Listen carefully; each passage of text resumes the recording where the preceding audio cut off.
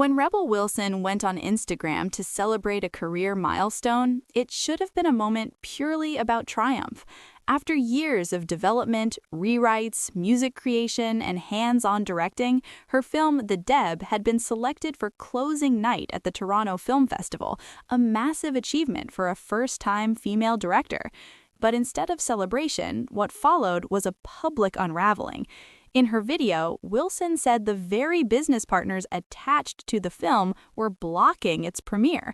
That announcement pulled the curtain back on a dispute that, according to her, had been building for months. Wilson named the individuals directly: Amanda Ghost, Gregor Cameron, and executive producer Vince Holden. She described discovering what she called serious misconduct dating back to October of the previous year, including alleged inappropriate behavior toward the film's lead actress and alleged embezzlement of funds from the movie's budget, roughly $900,000, according to later filings. These were not minor disagreements over creative direction. Wilson framed them as foundational breaches of trust that affected both the working environment and the financial integrity of the production. She said she reported the conduct and believed retaliation followed.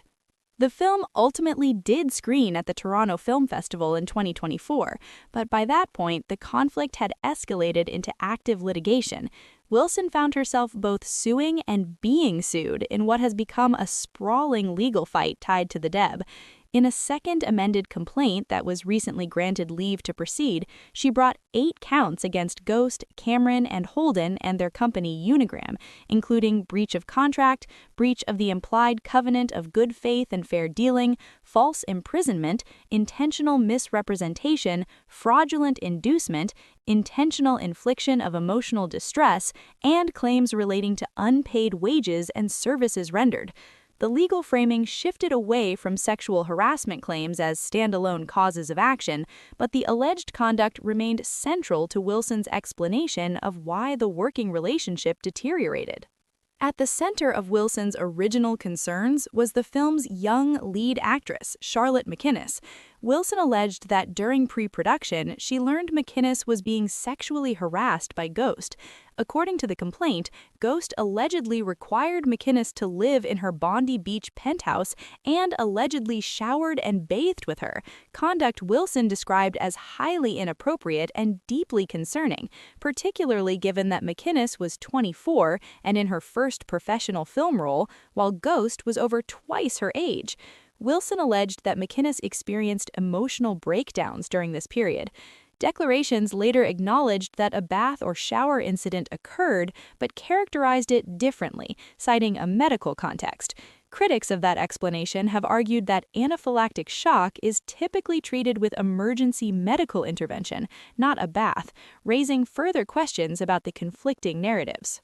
McInnes later publicly denied Wilson's characterization of events in an interview with the Daily Mail, stating there was no truth to the allegations regarding discomfort and suggesting Wilson was undermining real victims. Portions of that article were reportedly edited after publication. Wilson has maintained she harbors no ill will toward McInnes and remains concerned for her well-being, particularly noting that McInnes continues to travel and appear publicly alongside Ghost. Wilson's complaint also describes an alleged pattern of retaliation after she reported her concerns. She claims Ghost, Cameron, and Holden attempted to pressure her into relinquishing rights to the film, its intellectual property, and writing credits. She describes being verbally berated, locked in a room during confrontations, and threatened with the firing of staff if she did not sign documents presented to her. She further alleges that she was belittled in front of cast and crew in an effort to diminish her authority and creative contributions after dedicating 5 years to bringing the project to life. Complicating matters further is Wilson's assertion that powerful financial interests are backing the lawsuits against her. In court filings, she referenced communications indicating that Sir Len Blavatnik was involved in settlement discussions and, in her view, funding litigation pursued by Ghost and associated parties.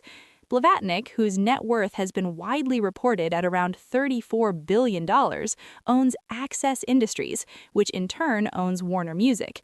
Wilson alleges that Ghost previously leveraged promises of a Warner-connected record label and professional opportunities as incentives tied to the Deb.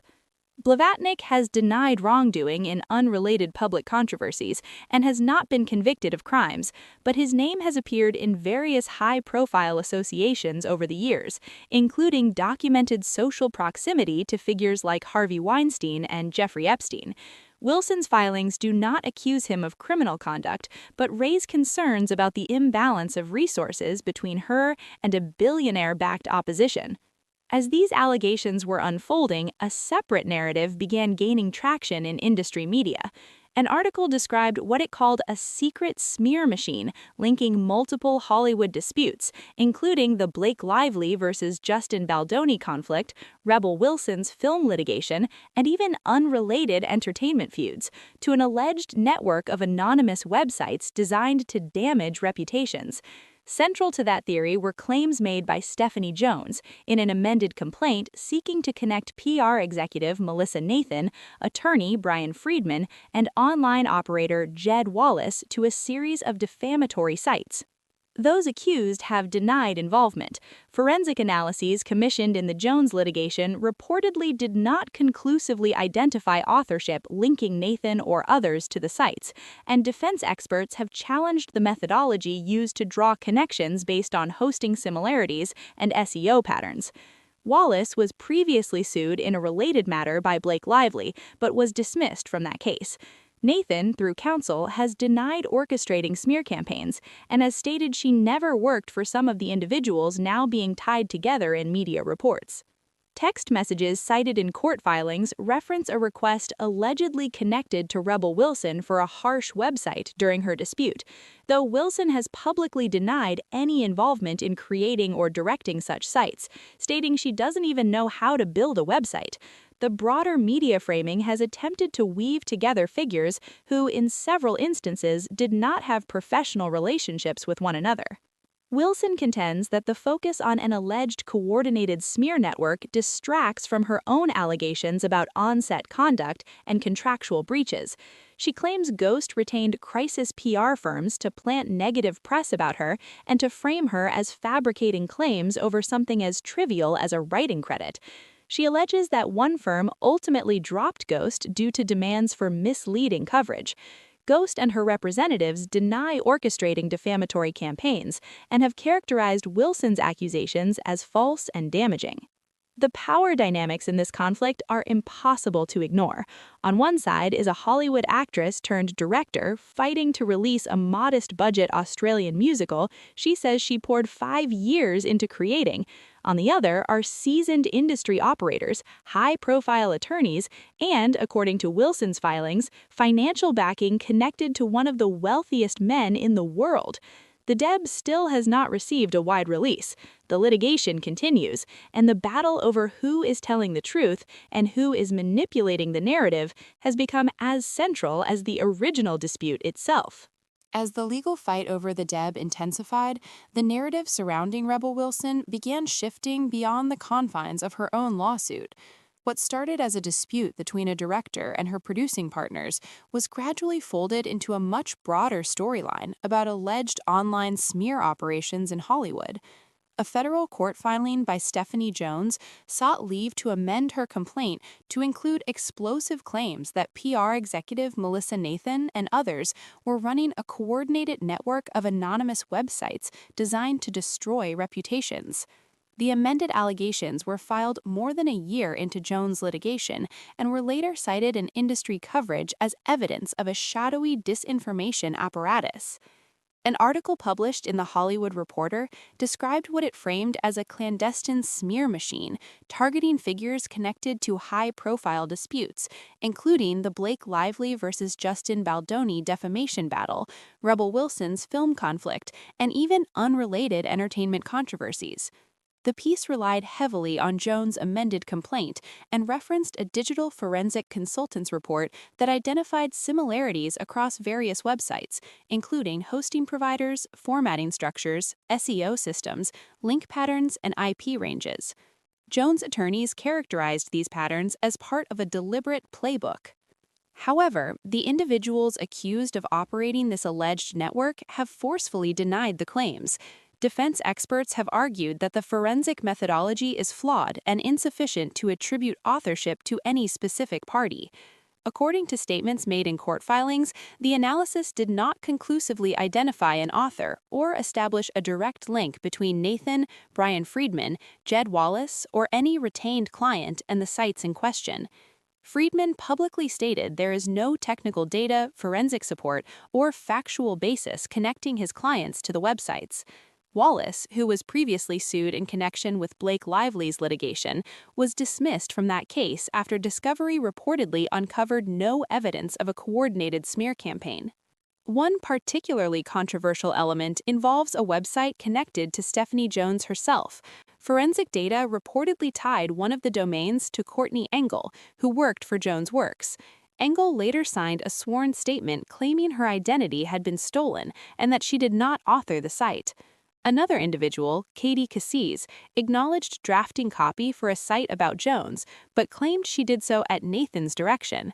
Nathan has denied instructing anyone to create such a site and has stated she never worked for Jones Works.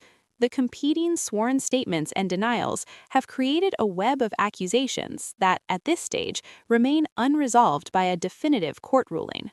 Within that broader media framing, Rebel Wilson's name appeared not as the architect of a smear operation, but as one of the disputes cited as evidence of this alleged pattern. Text messages entered into evidence referenced a conversation in which someone allegedly suggested that Rebel wants one of those sites that can be really harsh, followed by joking remarks about drafting content. Wilson has categorically denied orchestrating or commissioning any smear websites, stating publicly that she had zero involvement and does not even know how to create a website. Her denial has not prevented the narrative from circulating. What Wilson argues in her filings is something different entirely. She alleges that after reporting what she describes as misconduct by Ghost and her partners, a campaign of intimidation began, not one she directed, but one aimed at her. She claims that crisis PR firms were engaged to plant negative stories, that misleading articles were placed in industry trades, and that her professional reputation was deliberately targeted to pressure her into relinquishing creative and financial control of the Deb. According to her amended complaint, one crisis firm allegedly terminated its relationship with Ghost due to demands to produce slanderous press about Wilson. Wilson describes what she viewed as increasingly troubling behavior around post-production. She details a May 2024 ADR session in which Charlotte McInnes reportedly arrived late, accompanied by Gregor Cameron, and requested that cameras inside the remote studio be turned off, something Wilson says she had never encountered during an ADR process, especially when directing remotely from another location. Cameron allegedly insisted that no cameras be on or McInnes would not enter the studio. Wilson interpreted the situation as unusual and later contacted McInnes's agent expressing concern that Cameron appeared to be controlling the actress. She documented the incident in communications with another executive, noting that the behavior felt odd and concerning. At the same time, Wilson traveled to New York in early 2024 to meet directly with Sir Len Blatvinnik, whom she describes as the financial backer connected to the project. According to her complaint, she informed him of what she believed to be retaliatory conduct by Ghost, Cameron, and Holden. Following that meeting, she alleges that Ghost and Cameron were removed from working on the film, and that responsibility shifted to another party. Wilson presents this sequence as evidence that her concerns were serious enough to warrant structural changes in the project's oversight. Yet, as Wilson's allegations mounted, so too did counter-allegations, portraying her as fabricating claims. Ghost has denied the accusations of harassment, financial misconduct, and retaliation. Public statements from Ghost's side frame Wilson's lawsuit as false and defamatory. Media coverage highlighting the alleged smear network, in Wilson's view, reframes her not as a whistleblower but as a participant in coordinated attacks. She argues that this reframing ignores her central claims about working conditions, financial irregularities, and alleged abuse of power. The financial dimension looms large over the dispute. Wilson has openly questioned the imbalance of resources, noting that she does not have billions of dollars at her disposal to sustain prolonged litigation. She points to references in settlement communications involving Camille Vasquez, who previously represented Johnny Depp in his 2022 defamation trial, and to the mention of Blatvinik in correspondence about negotiations. While Blatvinik has not been accused in court of criminal wrongdoing related to the Deb, Wilson's filings suggest she believes his financial involvement strengthens her opponent's position in the ongoing legal fight. Meanwhile, the broader Hollywood ecosystem has been pulled into the drama. WME, the talent agency formerly representing Wilson, reportedly intervened in efforts to ensure the Deb could screen at Toronto. Ari Emanuel's name has surfaced in parallel industry discussions unrelated to Wilson's direct claims, but often referenced in commentary about the power networks at play. Baldoni has also exited WME amid his own separate legal turmoil. The overlapping exits, lawsuits, and media narratives have contributed to a perception of shifting alliances within Hollywood's upper ranks. What remains striking is how quickly Wilson's dispute over one independent musical became the epicenter of a far larger battle about power, money, reputation, and who ultimately controls the story. As the lawsuits move forward, what makes this situation especially volatile is not just the volume of allegations, but the collision of power structures behind them. On paper, this began as a contractual and workplace dispute tied to an independent musical film. In practice, it has expanded into a confrontation involving elite PR firms, high-profile litigators, billionaire financiers, major talent agencies, and industry trade publications shaping public perception in real time. Rebel Wilson's position, as reflected in her amended complaint, is that everything traces back to October 2023, when she says she raised concerns about inappropriate conduct and financial irregularities. She argues that once those concerns were reported, she became the target of retaliation designed to strip her of creative control, undermine her credibility, and pressure her into surrendering rights tied to the Deb. She describes verbal intimidation, threats regarding staffing, and ongoing disparagement within industry circles.